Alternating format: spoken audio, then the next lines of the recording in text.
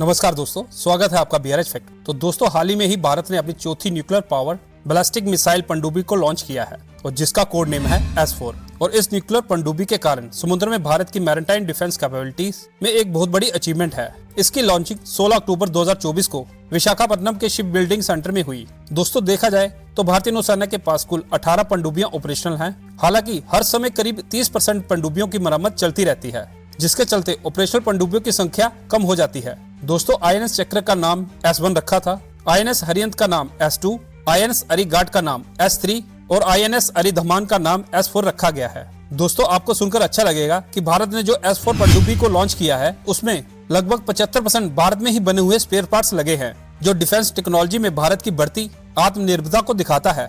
S4 पनडुब्बी K4 ballistic मिसाइलों से लैस है, जिसकी मारक क्षमता की बात करें तो वह 3500 किलोमीटर तक की है और इन मिसाइलों को वर्टिकल सिस्टम के माध्यम से लॉन्च किया जा सकता है। इससे चीन और पाकिस्तान जैसे दुश्मनों के खिलाफ भारत की सेकंड स्ट्राइक क्षमता में काफी ज्यादा इजाफा होगा। और वहीं पर दूसरी ओर जो हमारी INS हरियंत है और जिसका कोड नेम S2, उसमें K15 मिसाइलें लगी हुई हैं। K4 और K15 मिसाइलें भारत द्वारा ही बनाई गई हैं और इन मिसाइलों को पनडुब्बी से लॉन्च किया जाता है। लेकिन ये मिसाइलें रेंज, कैपेबिलिटी और ऑपरेशनल के मामले में काफी अलग अलग हैं। K15 की बात करें तो जिसे हम सागरिका के नाम से भी जानते हैं, इस मिसाइल की मारक क्षमता लगभग 750 किलोमीटर की है और इन मिसाइलों का सबसे ज्यादा उपयोग भारत की सीमा के साथ लगे जो देश हैं उनके खिलाफ किया जा सकता है। और इन मिसाइलों को मुख्य रूप से INS हरियंत कैटेगरी की पनडुब्बियों में तैनात किया गया है और इसे पाकिस्तान और चीन जैसे क्षेत्रीय खतरों के खिलाफ एक भरोसेमंद सेकंड स्ट्राइक क्षमता माना जाता है। दोस्तों, वहीं पे अगर हम K4 मिसाइल की बात करें तो वह 3000 से लेकर 4000 किलोमीटर की काफी बड़ी रेंज की मिसाइल मानी जा सकती है। दोस्तों, 3000 से 4000 किलोमीटर की रेंज एक बहुत बड़ी रेंज होती है, वो भी एक पनडुब्बी के लिए, क्योंकि पनडुब्बी कब और कहां पर है ये किसी को पता नहीं चलता। और अगर दुश्मन के इलाके के करीब जाकर ये मिसाइल दागी जाए तो इन मिसाइलों की रेंज काफी ज्यादा बढ़ जाएगी। K4 मिसाइल एक बड़ा पेलोड लेके जा सकती है और इस मिसाइल में मिसाइल डिफेंस सिस्टम से बचने के लिए एडवांस मोबिलिटी है। दोस्तों, S4 का लॉन्च बढ़े हुए क्षेत्रीय तनाव के बीच में हुआ है। हिंद महासागर में चीन अपनी सेना की शक्ति बढ़ाने में लगा है और उसके जवाब में भारत ने S4 का लॉन्च अपनी नौसेना क्षमताओं को बढ़ाने की भारत की कमिटमेंट को दिखाता है। लंबी दूरी की मिसाइलों की चपेट में होने के कारण भारत सरकार ने कन्वेंशन एयरक्राफ्ट कैरियर की तुलना में परमाणु पनडुब्बियों के विकास को प्रायोरिटी दी है।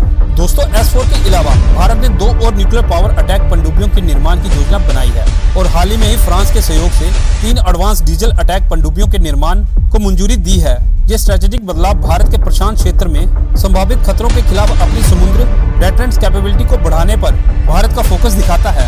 S4 पनडुब्बी को चालू करना भारत की समुद्री सुरक्षा को मजबूत करने की एक स्ट्रेटेजिक पार्ट का हिस्सा है, खासकर हिंद महासागर में चीन की बढ़ती नौसेना गतिविधियों के जवाब में। इसके अलावा भारतीय नौसेना क्षेत्र में अपनी डिफेंस कैपेबिलिटीज को बढ़ाने के लिए 2 और न्यूक्लियर अटैक पनडुब्बियों का निर्माण करने के लिए तैयार है। दोस्तों, ये तो बात हो गई हमारी पनडुब्बियों के बारे में। इसके साथ हमारी नौसेना भी कुछ कदम उठा रही है जिससे हमारी समुद्री सीमाओं को सुरक्षित किया जा सके। जैसे कि भारतीय नौसेना ने मध्य सागर में समुद्र में सर्विलांस सिस्टम को काफी ज्यादा बढ़ा दिया है और इसके साथ ही अपने सैनिकों में भी वृद्धि की है। समुद्री सुरक्षा अभियान चलाना और किसी भी घटना की स्थिति में व्यापारिक जहाजों की सहायता प्रदान करने के लिए डिस्ट्रॉयड और फ्रिगेट को भी तैनात किया गया है।